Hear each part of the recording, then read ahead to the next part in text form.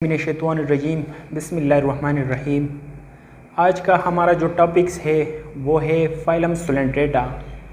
Phylum सोलेंट्रेटा में काफ़ी ज़्यादा फीचर्स है, इसको वन बाय वन याद रखना काफ़ी मुश्किल है, तो इसलिए इसको एक शॉर्ट ट्रिक की मदद से याद करते हैं।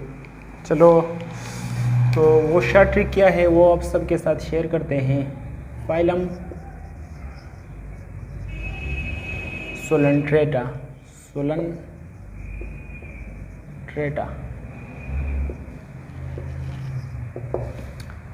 फाइलम सोलेंट्रेटा को याद करने के लिए आपको थोड़ा बहुत इसका फीचर्स मालूम होना चाहिए कि इसमें क्या क्या कौन कौन से फीचर्स है। फिर आप अगर शॉर्ट ट्रिक्स को अप्लाई करोगे तो फिर आसान होगा। तो सबसे पहले मैं वो शॉर्ट ट्रिक लिखता हूँ कि वो शॉर्ट ट्रिक क्या है। तो आप इस तरह लिख सकते हो कि इसके जितने भी फीचर्स है या कैरेक्टरिस्टिक्स आपसे कह सकते हो हैं, वो ये हैं कि एच हाई, आप इस तरह लिख सकते हो हाई। तो हाई का मतलब क्या है, इसमें जितने भी एनिमल्स है उसमें हेलोज इंटेस्टाइन क्या हेलोज इंटेस्टाइन होगा। क्या होगा इसमें जितने भी एनिमल्स होंगे। सोलेंट्रेटा का मतलब यही है कि सोलेंट्रेटा ग्रीक वर्ड है और सोलेंट्रेटा का मतलब है ये किलोज से निकला है। किस चीज़ से निकला है? किलोज। और किलोज का मतलब ही क्या है? Hollows gastrovascular cavities. तो इसका मतलब ये हुआ कि हाई हेलोज इंटेस्टाइन इसमें होगा।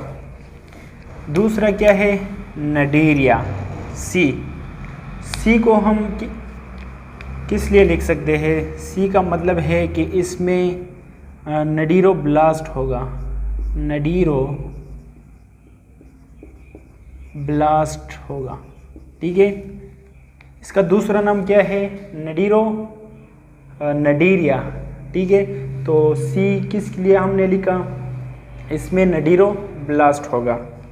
ये नडीरोब्लास्ट जो है इसका फंक्शन क्या है? तो ये इसका फंक्शन है कि ये नेमेटोसाइड बनाएगा।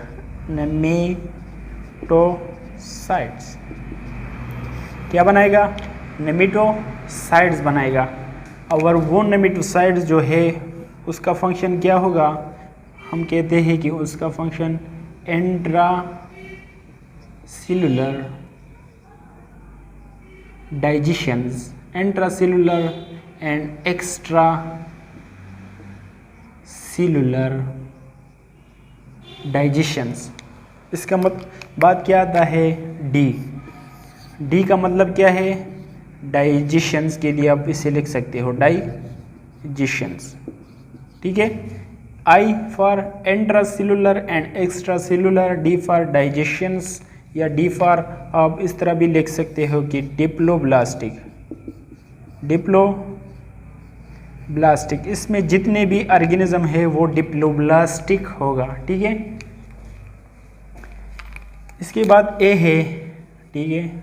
ए, तो ए का मतलब ये है इसमें जितने भी ऑर्गेनिज्म है वो मोस्टली अल्टरनेशन ऑफ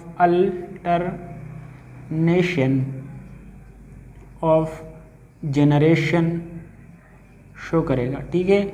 इसमें जितने भी ऑर्गेनिज्म है वो क्या शो करेगा? अल्टरनेशन ऑफ जनरेशंस शो करेगा, नडीरिया।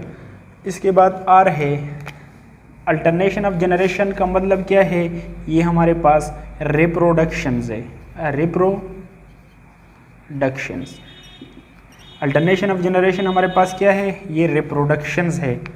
जब ये रिप्रोड्यूस होता है, रिप्रोडक्शन कर लेता है, तो इसका जो अपस्प्रिंग बनता है वो इनडायरेक्ट डेवलपमेंट शो करेगा। और इसका लार्वा का जो नाम है वो क्या है? प्लान्यूला, ठीक है। इसलिए इसका इनडायरेक्ट डेवलपमेंट हम लिखते हैं। इसके बाद ठीक है, नडीरिया। इसके बाद ए है,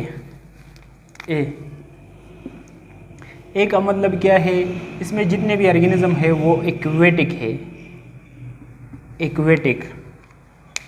नडीरिया मेरी ती, तो ती का मतलब क्या, मेरी,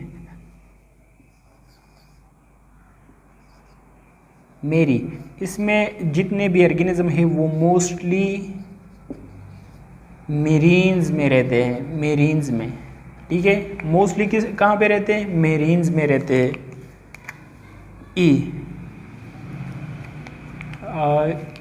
ई का मतलब क्या है, ये एक्सक्रीशन जो है, एक्सक्रीशन, ये भी इसका एक अहम फीचर है। एक्सक्रीशन थ्रू माउथ कर लेता है, माउथ, इसका एक्सक्रीशन जो है वो माउथ के ज़रिए होता है, ठीक है। इसमें एनएस जो है एब्सेंस होता है, इसलिए ये एक्सक्रीशन जो है वो माउथ की तरह, माउथ की वजह से करता है। आर, आर का मतलब क्या है, ये रेडियल सिमेट्री शो करेगा, रेडियल सिमेट्री, ठीक है। इसमें जितने भी ऑर्गेनिज्म है वो रेडियल सिमेट्री शो करेगा, रेडियल सिमेट्री। आर, ये एंजिशंस जो है, आई का मतलब क्या है, एंजिशंस, एंजिशन ऑफ ऑर्गेनिज्म या एंजिशन ऑफ प्रे जो है वो थ्रू माउथ करेगा। जिस तरह हमने लिखा कि ये एक्सक्रीशंस भी माउथ के ज़रिए करेगा और एंजिशंस जो है वो भी माउथ के ज़रिए करेगा। इसके बाद क्या है, टी, टी, टी।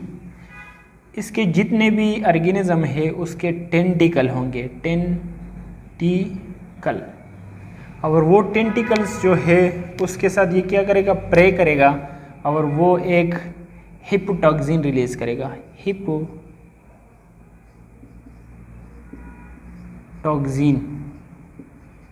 ठीक है। वो हिपोटॉक्सिन रिलीज करेगा और वो हिपोटॉक्सिन जो है वो क्या करेगा, वो एक्स्ट्रा सेलुलर डाइजेशंस करेगा। ये सिंपल ट्रैक है किस चीज़ का, फाइलम सोलेंट्रेटा का, हाई नडीरिया मेरी ती, हाई नडीरिया मेरी ती। तो सारे character one by one, hi H hollows intestine, I intestine, C cnidoblast, N nematocytes, I intracellular digestion and extracellular digestions, D digestions, D diploblastic, A alternation of generation show करेगा। alternation of generations क्या है, वो reproductions है।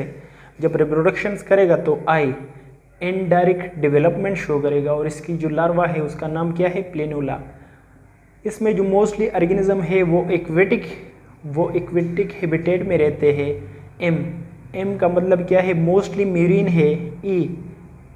ये एक्सक्रीशंस जो है through mouth करेगा। Are radial symmetry show करेगा। आई एंजिशंस थ्रू माउथ करेगा, ठीक है। इसमें सिर्फ एक ओपनिंग है, वो माउथ है, वो उसे आप माउथ भी कह सकते हो, उसे आप एनस भी कह सकते हो, क्योंकि ये एक्सक्रीशन भी उसी की वजह से करता है और एंजिशंस जो है वो भी उसी की वजह से करता है। एंजिशंस और एक्सक्रीशंस या एंजिशन आप ये किस तरह कह सकता है, टेंटिकल है इसके, टेंटिकल है, उस टेंटिकल में क्या है, हिपोटॉक्सिन है, और उस हिपोटॉक्सिन की वजह से ये क्या करेगा, एक्स्ट्रा सेलुलर डाइजेशंस करेगा, ठीक है। अब इसके कुछ एग्जाम्पल जो है वो थोड़ा लिख लेता हूँ कि इसके एग्जाम्पल किस तरह है। जिस तरह आप लिख सकते हो कि फिजिक्स ऑब्जेक्टिव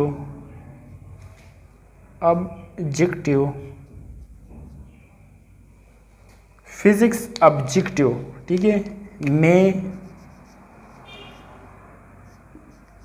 में गौहर अवर आदम ने